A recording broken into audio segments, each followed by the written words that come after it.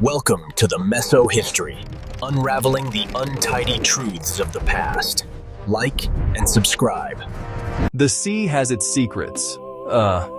It holds stories deep within its dark waters. On a cold day in 1872, one of those stories surfaced. A ship named the Dei Gratia was sailing the vast Atlantic. Its crew saw something strange. A dark shape drifted through the fog. It was another ship. But something was wrong. It moved without purpose. It seemed lost. This ship was the brigantine Mary Celeste. She was sailing like a ghost, floating alone on an endless ocean, a lonely silhouette against a gray sky. The captain of the Dei Gratia watched for a long time. He saw no one on the deck of the other vessel. The sails were torn and hung loose. They flapped softly in the wind. The ship rocked gently with the waves. There was no sign of a struggle. No smoke from a fire, just an eerie, heavy silence. The crew felt a strange chill as they drew closer. The Mary Celeste looked sound. She looked seaworthy, but she was empty. A ship with no captain. A vessel with no soul. They hailed the ship, shouting across the water. But only the wind answered back. The sound of their own voices seemed small against the great silence. The waves lapped against the wooden hull. A mournful, steady rhythm. The creak of the masts was the only other sound. The crew of the Dei Gratia decided they had to board her. They had to know what had happened. They lowered a boat into the cold sea, rowing toward a mystery that had just begun. As they climbed aboard, the feeling of emptiness grew stronger. The deck was wet, but it was orderly. Ropes were coiled. The men went below deck. They moved from room to room. Each step deepened the mystery. In the captain's cabin, a scene was frozen in time. A table was set for a meal. Plates, cups. It seemed a family had been interrupted. A child's chair was pushed back from the table, as if someone had just stood up. A woman's sewing machine sat quietly in a corner. A piece of clothing was still under the needle, waiting for a stitch that would never be sewn. Everything was in its place.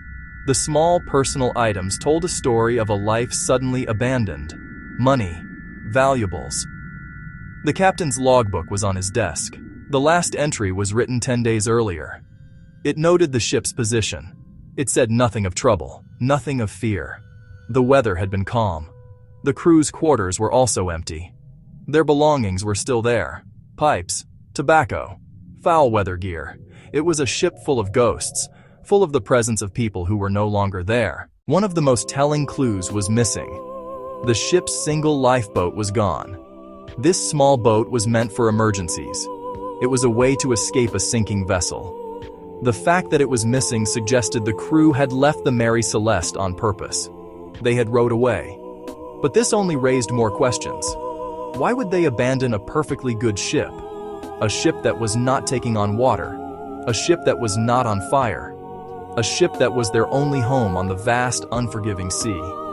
A ship is more than just wood and sails. It is a community. The Mary Celeste was home to Captain Benjamin Briggs, a good man, an experienced sailor. He was not alone on this voyage. He had brought his wife Sarah with him, and their 2-year-old daughter Sophia. The thought of this small family on that lonely ship makes the story even sadder. Captain Briggs was known for his steady hand. He would not panic easily. He cared for his crew, and he loved his family. Their presence on the ship makes a violent mutiny seem unlikely. The crew consisted of 7 other men. All were experienced sailors. They had set sail from New York. Their destination was Genoa, Italy. It was a routine voyage, a journey they had made before. Captain Briggs chose his crew carefully.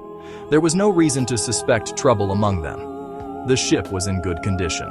The voyage had started well. For the first few weeks, everything was normal. Then, somewhere in the cold waters of the Atlantic, something happened. Something that made 10 people disappear forever, leaving only questions behind.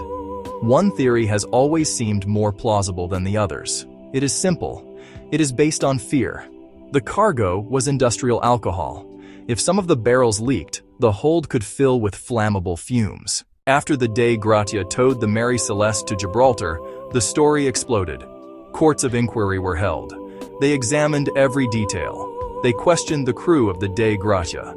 They looked for any sign of foul play, but they found none. The ship was clean. There was no evidence of a struggle. No proof of pirates, no sign of a mutiny. The official verdict was that the ship had been abandoned. But the reason why could not be determined. The case was closed, but the mystery was not. Over the years, the story of the Mary Celeste grew. It became a legend, a classic tale of the sea. Writers created fantastic stories. They imagined sea monsters, giant squids.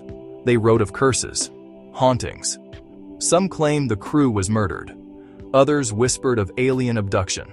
The facts became blurred with fiction. The ship's name became a symbol for any unexplained disappearance, a shorthand for the unknown. But the simple, sad truth is likely buried in the quiet details. A family, a crew, and a moment of fear.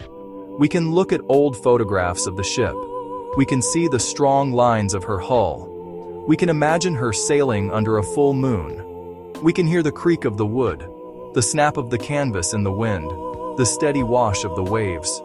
We can picture Captain Briggs with his daughter, his wife by his side, staring out at the endless horizon. We can feel the cold spray of the sea on our faces. And we can feel the deep, unsettling silence that fell upon that ship. The silence that remains to this day. The Mary Celeste was eventually repaired and put back to sea, but her story was forever tied to that one fateful voyage. She sailed for several more years before she was deliberately wrecked, but the mystery did not die with her.